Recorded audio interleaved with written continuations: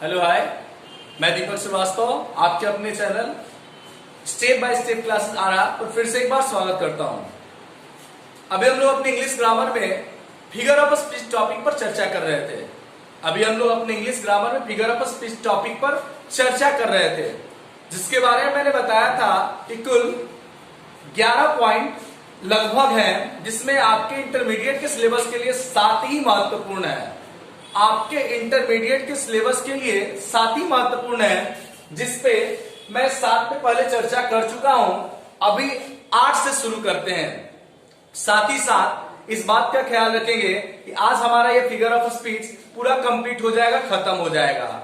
इसके बाद हमें क्या करना है, तो मतलब बुधवार से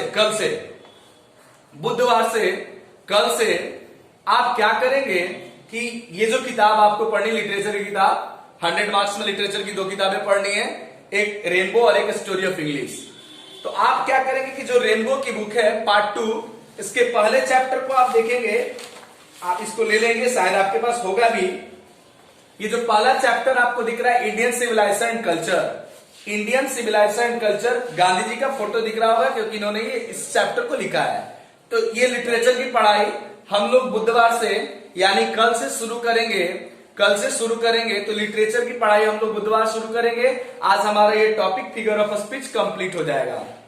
और ये लिटरेचर की पढ़ाई कब तक होगी, तो ये लिटरेचर की पढ़ाई पूरे ये महीने चलेगी। दैट मीन्स पूरे महीने का मतलब आज हम 21 तारीख हो गया, आज 21 तारीख हो गया, तो 21 तारीख से लेके बचे हुए आपके 30 तारीख तक लगातार हम लोग इस किताब को पढ़ेंगे, इस लिटरेचर की बुक को पढ़ेंगे। संडे को केवल क्लास आपका सस्पेंड रहेगा, स्थगित रहेगा। आगे देखा जाए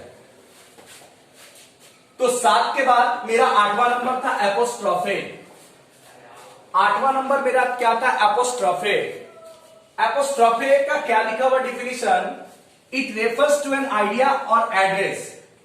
it refers to an idea or address to a person that is absent or not listening.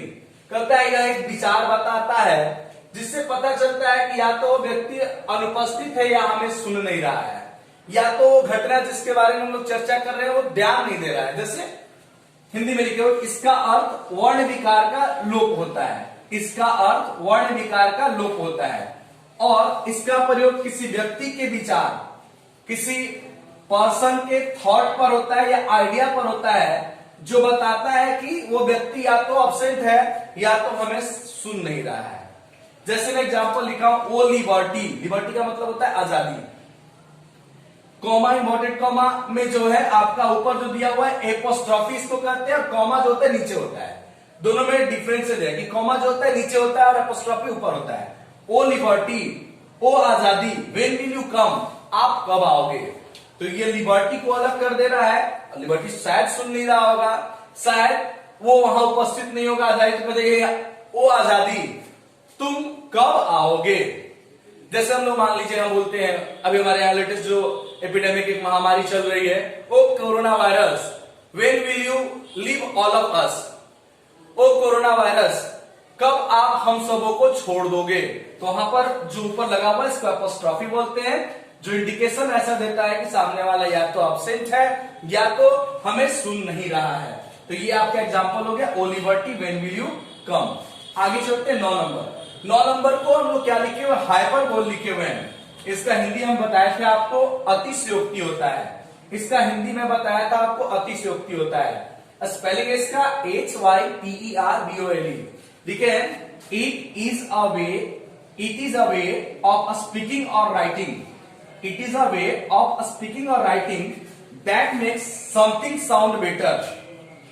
ये क्या करता है कि एक तरीका है किस चीज का, तो स्पीकिंग मतलब बोलने का और राइटिंग मतलब लिखने का, जो क्या करता है कि आपकी बात को, आपकी आवाज को बेहतर कर देता है। जैसे हिंदी में लिखता हूं, किसी वस्तु की विशेषता को बढ़ा चढ़ाकर कहने में या लिखने में इसका अहम योगदान रहता है। किसी वस्तु की विशेषता को बढ़ा चढ़ा के कहने में या लिखने में इसका अहम योगदान रहता है। जैसे your skin is softer then silk. जैसे मैं एग्जांपल दिया हूं यहाँ पर, your skin is softer then silk मतलब क्या, आपका जो स्किन है, आपका जो चमड़ा है वो काफी ज्यादा मुलायम है। किसकी अपेक्षा? तो सिल्क की अपेक्षा। जो सिल्क को सबसे ज्यादा हम लोग मुलायम समझते हैं, सॉफ्ट समझते हैं, तो उसकी अपेक्षा किसको बता रहा है? स्किन को बता रहा है। तो इसी को हम लोग क्या बोलते हैं? हाइपरबोल, बढ़ा चढ़ा के हम लोग बढ़ा चढ़ा के कहते हैं, इसी को हम लोग क्या बोलते हैं? हाइपरबोल बोलते हैं। जो अनबिलीवेबल, जैसे हम लोग किसी बात करते हैं, जैसे मान लीजिए हम लोग इस कलम को ये करते जानते हैं, कलम जो है ना आपका इलास्टिक रबर से भी ज्यादा लचीला है, तो वैसे वैसे वाक्य को हम लोग क्या बोलते हैं? हाइपरबोल बोलते हैं। आप इसे कॉपी कर लें।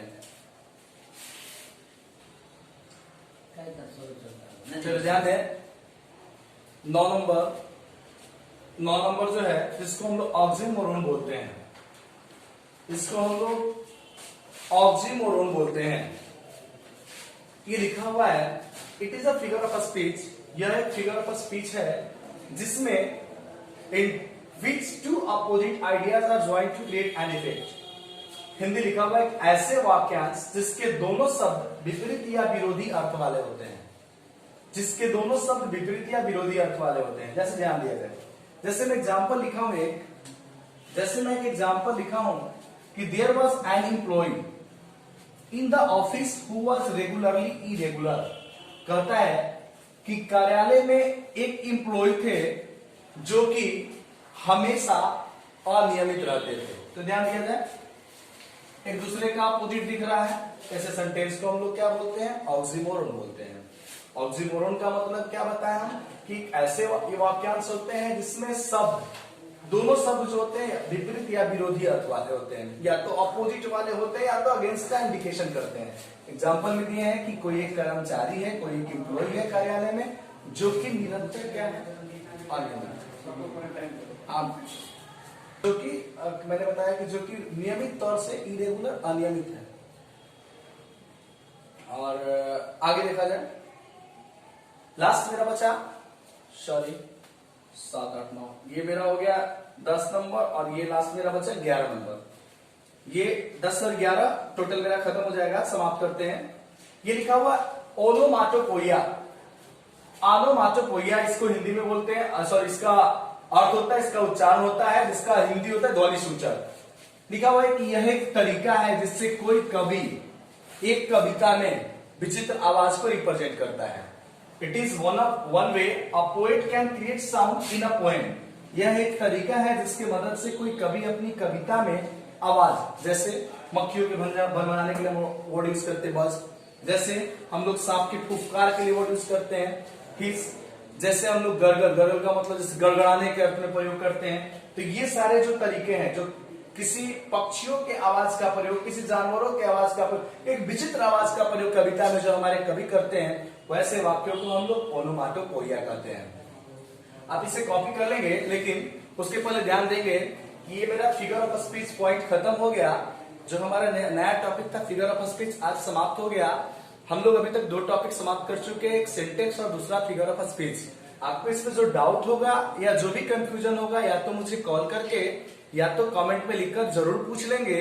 और हम लोग कल से यानी बुधवार से अपनी 100 मार्क्स वाली लिटरेचर की किताब यानी कि जो रेनबो पार्ट 2 है, जिसका पहला लेसन इंडियन सिविलाइजेशन कल्चर है, उसको शुरू करेंगे। तब तक आप इसे कॉपी कर लें, और मेरा वीडियो अगर आपको अच्छा लगता हो तो आप इसे ज्यादा से ज्यादा लोगों से सब्सक्राइब कराएं, शेयर करें, लाइक करें, और जो भी डाउट हो उसे कमेंट में लिखकर अवश्य पूछें। Thank you.